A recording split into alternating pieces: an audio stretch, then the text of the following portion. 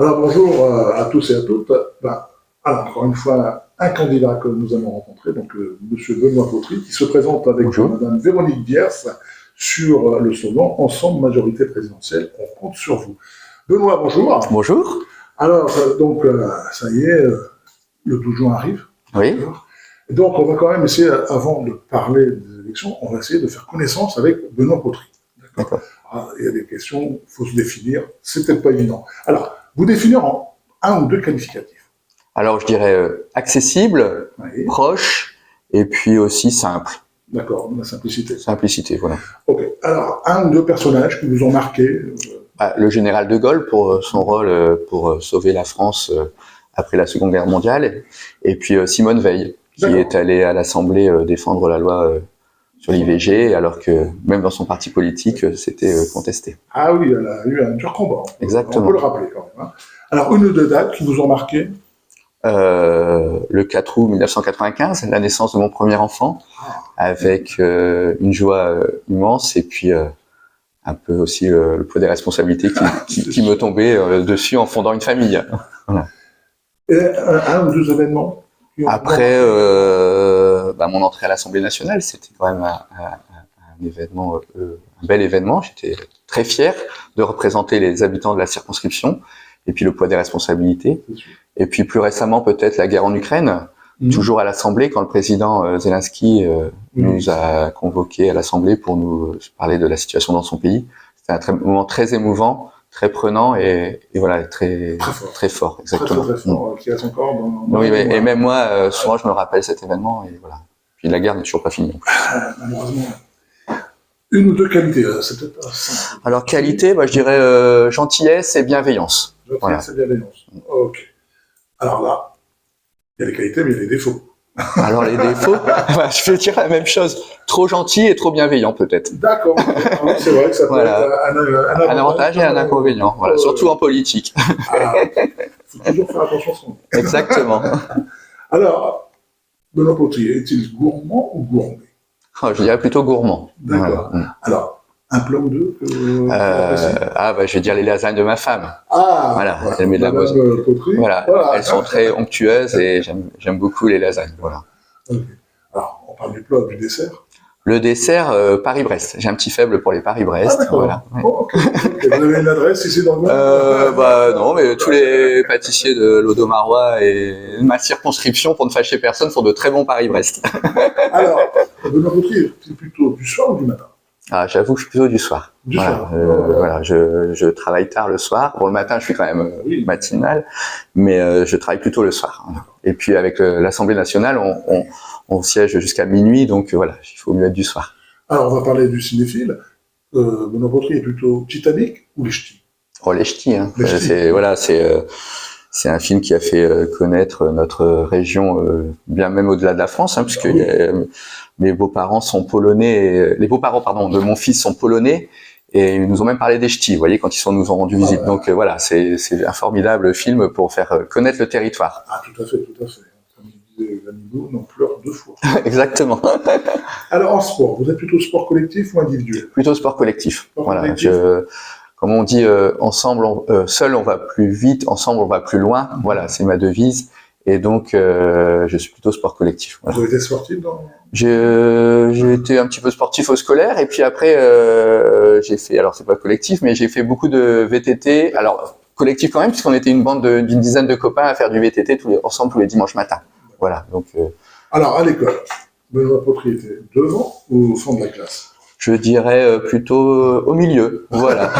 Je faisais pas de vagues, mais voilà, j'étais plutôt au milieu de la classe. Dernière question, vous collectionnez les bons points ou les punitions? Collectionner plutôt les bons points. Voilà, j'ai été un élève sérieux et je faisais les travailleurs, quoi. Voilà, je me faisais pas trop remarquer.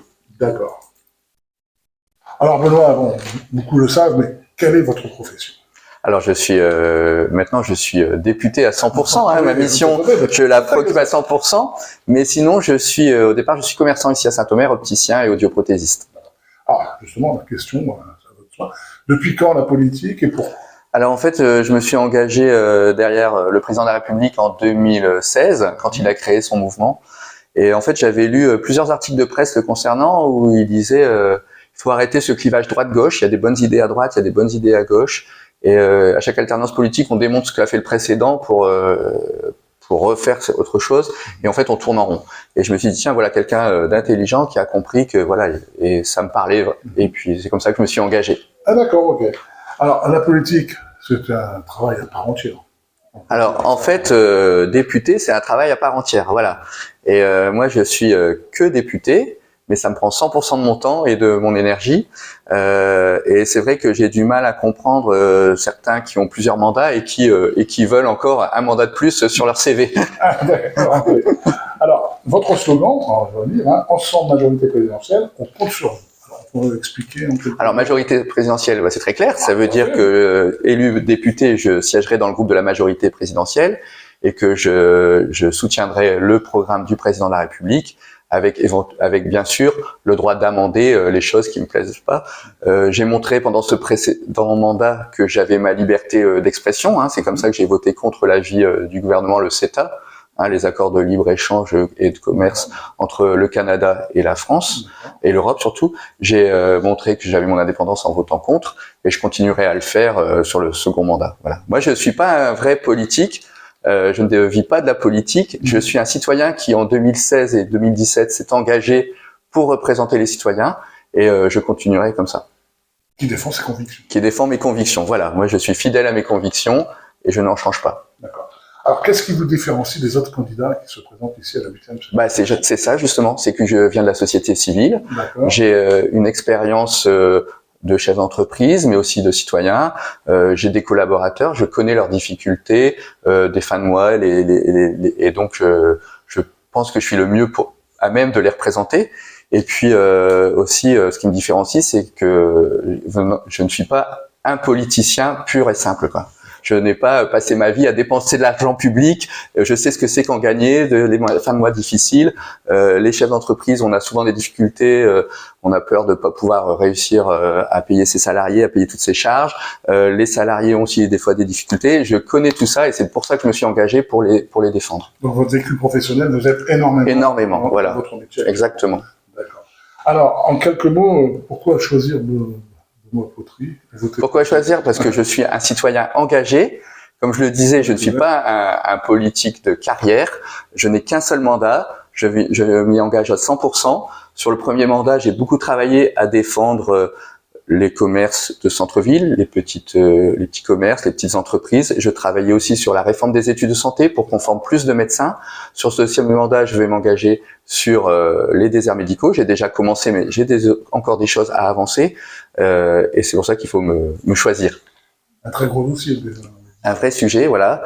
Mais j'ai des propositions comme les maisons des internes, comme la délégation de tâches, la téléconsultation. C'est des sujets que j'ai portés déjà sur ce premier mandat et que je continuerai à porter sur le deuxième mandat. D'accord. Et puis il y a bien sûr le territoire à défendre.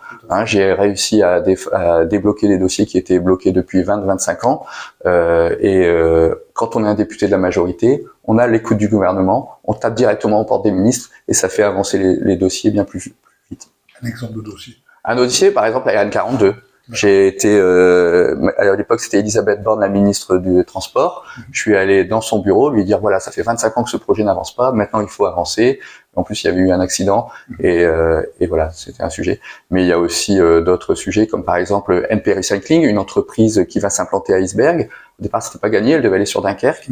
Quand j'ai été interpellé par les élus d'Iceberg, je suis allé directement à Bercy avec le dossier et on a réussi à faire ce que cette entreprise s'implante sur Iceberg. C'est à la clé, c'est quand même 50 emplois dès l'ouverture. Le 19 juin, Benoît Potry est élu. Oui. Quelle est la première chose qu'il fait? Alors la première chose qu'on fait à l'Assemblée, c'est je pars à l'Assemblée dès le mois de juillet. Et dès le mois de juillet, on vote la loi sur le pouvoir d'achat. Voilà, avec la revalorisation des retraites basée sur l'inflation, avec la revalorisation du point d'indice des fonctionnaires, la suppression de la redevance télé. Voilà, c'est vraiment le pouvoir d'achat, notre préoccupation numéro 1. Ça sera un été de travail. Voilà, mais ça avait déjà été le cas en 2017 et voilà, et puis ça a été le cas pendant toutes ces 5 années, quoi. Donc ça me fait pas peur. Merci Benoît Potry de nous avoir reçus, d'avoir répondu à nos questions et comme j'ai l'habitude, je vous laisse le mot de la fin. Écoutez, j'ai été ravi de cette interview. Le 19 juin, les 12 et 19 juin, faites-moi confiance pour vous représenter. Je suis quelqu'un comme vous, un citoyen qui s'est engagé, et j'ai la volonté de continuer pour les 5 années à suivre. Merci Bernard, merci à tous. Merci.